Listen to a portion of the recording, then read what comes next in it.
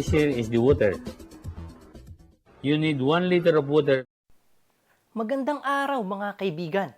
Welcome sa ating channel kung saan lamang ang may alam. At kung bago ka pa lang na nanonood sa ating channel, please subscribe and hit the bell button para ma-notify ka sa mga susunod nating video. Bago pa magsilabasan ang mga nakikita natin sa YouTube at iba't ibang website ng mga taong galing hindi lang dito sa Pilipinas kundi sa ibang bansa na nagsasabing naka-imbento ng sasakyan na tumatakbo gamit ang tubig, ay meron ng Pilipinong naka-imbento nito noon pang 1960s.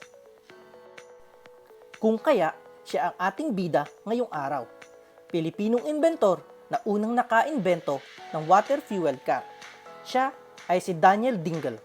Ipinanganak noong January 19, 1928 sa San Fernando, La Union. E paano nga ba niya nagawang patakbuhin ang sasakyan gamit ang tubig?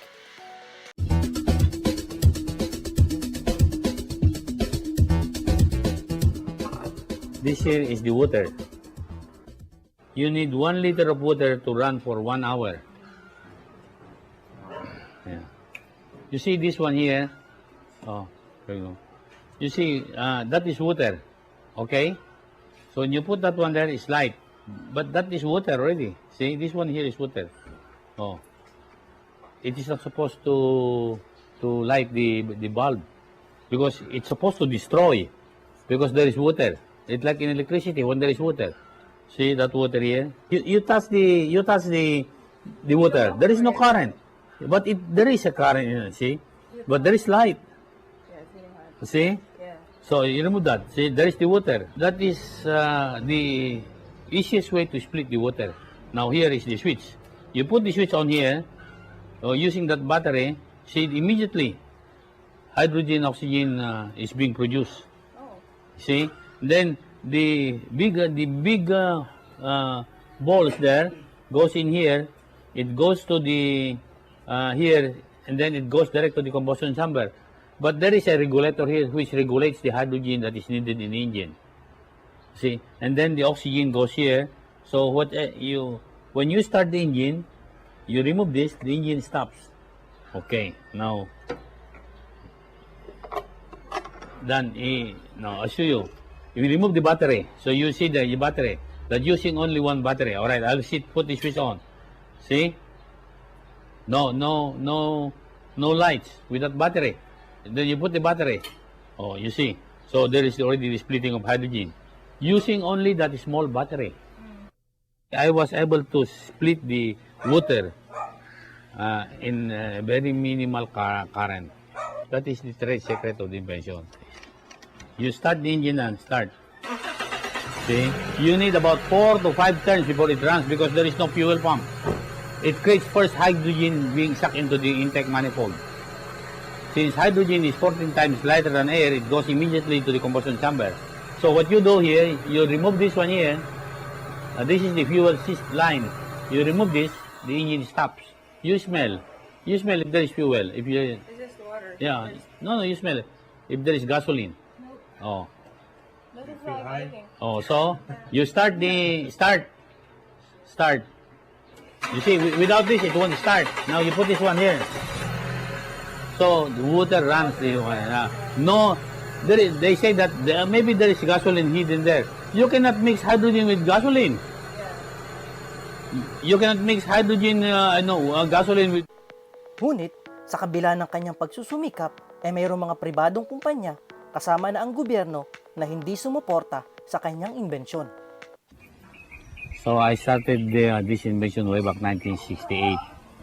It's already about 30 years ago, and I still keep improving it because in any invention there is always room for improvement. It is very difficult to accept that there is one car invented by an ordinary person like him, now running on the road, just using water as fuel.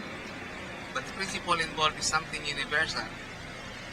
Just plain hydrolysis of water and using the hydrogen from the water molecule as a fuel. So I started with that, and then I what I did is I went to see the president, former President Marcos, and then explained my invention that could help our economy. The president welcomed the idea, but the problem is there was a coup d'etat, so everything fails. And then comes another president to see the president Cory Aquino, and then as a matter of fact, he ride with the car with me. He was with me in the car, testing the car. And he said that this is the miracle I have been waiting for. But sad to say that after 2 weeks, I was able to know that the government is not in the position to help. It's not only a matter of scientific problem that we are confronted with. In fact, the issue becomes more political than anything else. Because under the agreement between the IMF and the World Bank, our country is under obligation by the IMF and the World Bank not to produce anything that will compete their product. And then, so the 40% oil tax, there will be no more revenue for the government. But I told him that, sir, it will prolong the life of the people because there will be no more pollution. So I keep working on it and then improving my invention, maybe thinking that one day, someday, maybe this invention will be used and it will help humanity. Gayunpaman ay naniniwala si Dingel na darating ang araw, ang kanyang imbensyon ay makakatulong upang maibalik ang economic power ng Pilipinas. Since 1969 ay pinag-aaralan na ni Dingel ang kanyang hydrogen reactor at unang ginamit sa kanyang 1969 Toyota Corolla. Kahit kailan ay hindi niya ni-reveal ang sekreto ng kanyang imbensyon. Ang totoo pa nga niyan, sinabi niya na i-reveal lang niya ang sekreto ng kanyang imbensyon kung ang bibili nito ay i-hire ang 200 na Pilipino kasama ang mga pamilya nito. Bakit nga ba hindi nagkaroon ng patent ang kanyang imbensyon? Well, patent is only for the rich people, not for the poor people.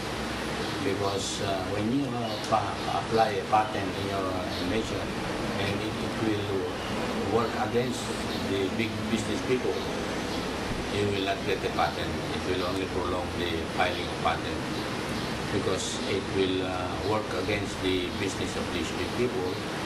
Patent, they will just copy your patent, your application for your application. So patent is just a form of divulging your invention to other and make it a public knowledge, which is not applied to this kind of invention. You can use, you can apply patent in any kind of invention, and with that you will be losing your invention because patent is only a form of revenue on the government and good for the big people, for the big business people, not for a guy like me. Because when I file a patent, I filed a 32 patent in the Philippine Patent Office before. It was all copied. After 1 week, it's already in the market. So now if I could only share they give me a chance to prove that I could also share the solution to this problem. I am most willing, and I have tried it many times. I visit the office of the DOST, NEDA, Department of Environment, or almost all parts of the department of the government. But they pretend not to know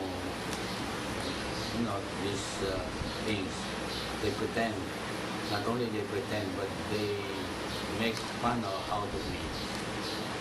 That I am crazy because what I have been telling them and explaining is things that are maybe beyond their control, the things that is not worth thinking or doing. So when only given a chance also also to share my idea with the government. In any government, I'm willing to do so because as a human being, I am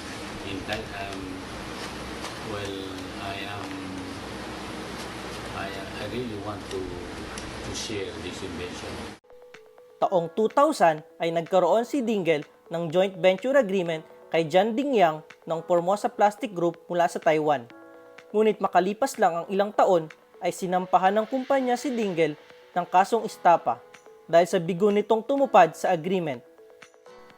At noong December 2008 ay hinatulang guilty si Dingel na may sentensyang 20 taong pagkabilanggo.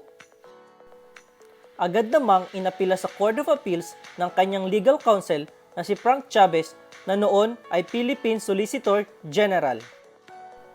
Siya ay namatay noong October 18, 2010 sa Las Piñas City sa edad na 82. Namatay si Dingel na tumakbo ang sasakyang di tubig at tumakbo ang buhay niya sa kanyang mga idea. At yan ang kwento ng ating bida. At kung may mga gusto pa kayong makilala at malaman, paki-comment down below dahil lamang ang may alam. Salamat!